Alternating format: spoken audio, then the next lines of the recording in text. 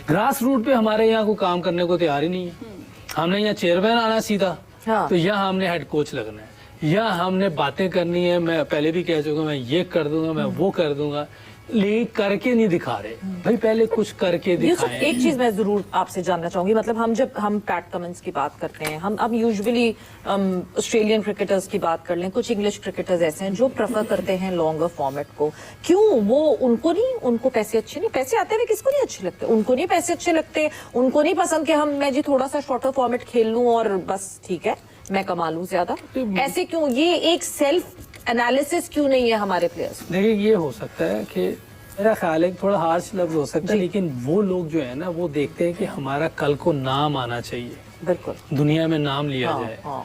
इसलिए golden books में नाम टेस्ट क्रिकेट से नाम आना है। बाकी जगहों पे पैसे आ सकते हैं, वो उस पे जिसको जिस चीज की जरूरत होती है उसी तरफ भागता है। तो वो लोग टेस्ट क्रिकेट को बहुत ज्यादा अहमियत देते हैं। उनको देखें, वो टेस्ट नहीं छोड़ते, जो मर्जी हो जाए। उनके बैट्समैन हो, उनके बॉलर हो, इवन इंग्लैंड के जो रूट को देख लें, वो T20 नहीं खेल रहा जी।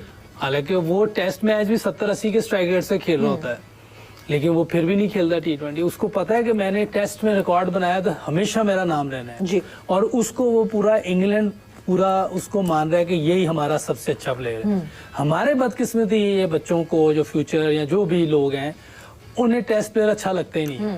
सबसे बड़ी प्रॉब्लम ये भी है। हमारे यहाँ नीम भाई को जानते कोई नहीं। हाँ।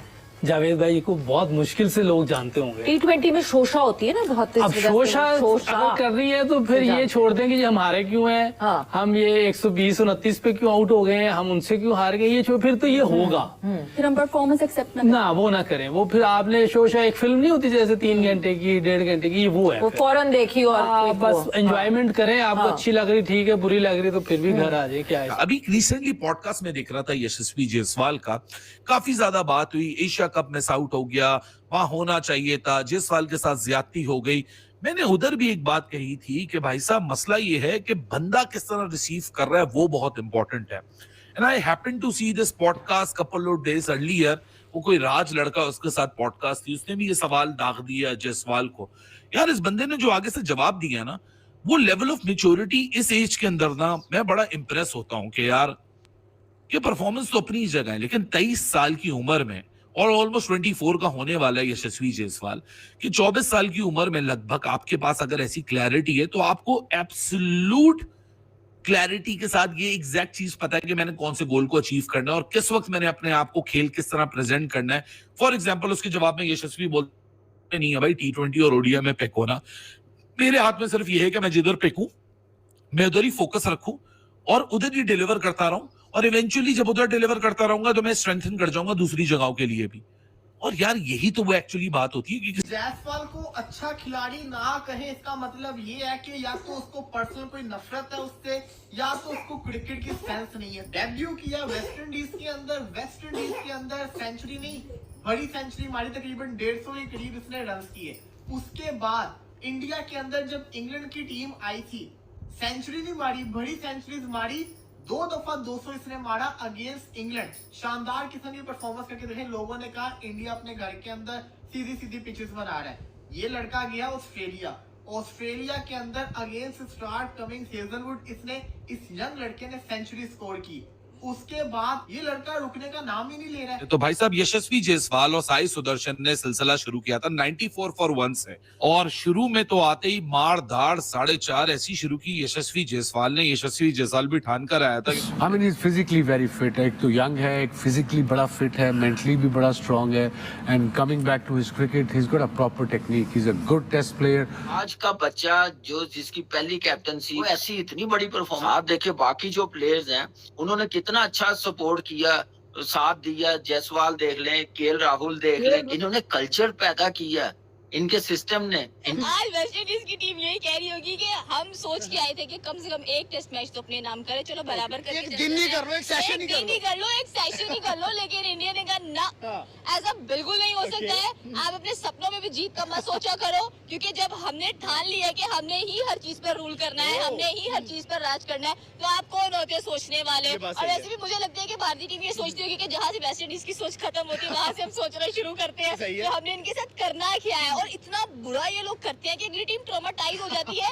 कि आखिरकार हुआ क्या है हमारे साथ। हम मिसालें सुनते हैं इधर नॉन क्रिकेटर्स की, जो बेचारे जिनको वो कहते हैं वो इंडिया को भी तो देखो जी, वो भी तो भाई वो सिर्फ एक लीग होती है उनकी IPL, इसके अलावा मैंने नहीं बात सुनी उनके मुंह से कभी कि कोई लीग खेलने कहीं चला गया हो, किसी को इजाजत दे दी हो, कोई नहीं खेल रहा होता। और अपनी रणजी ट्रॉफी को उनके और भी टूर्नामेंट हैं जो 50 ओवर के होते हैं या 4 दिन के होते हैं, इस तरह की चीजों पे इन्वेस्ट कर रहे हैं और जो पैसा कमाते हैं IPL से उसे वो ग्रास रूट पे लगाते हैं। मैं तो कह के थक चुका हूं, लोग मुझसे बार बार पूछते हैं इस बल्लेबाज को इससे कंपेयर करें, यशस्वी वर्सेस गिल की बड़ी बात मुझसे पूछी जाती है। मैं बार बार बोलता हूं मुझे दूसरों का नहीं पता, मैं अपने आप को यहाँ सामने रख के बता सकता हूं कि for me Yashasvi Jaiswal operates at an entirely different horizon. ये भाई साहब जनरेशनल प्लेयर सिर्फ ऐसे ही नहीं कहा जाता, जिंदगी रही तो 2-4 साल बाद अब देख लीजिएगा कि यशस्वी जायसवाल किस पोडियम पे बैठा होगा।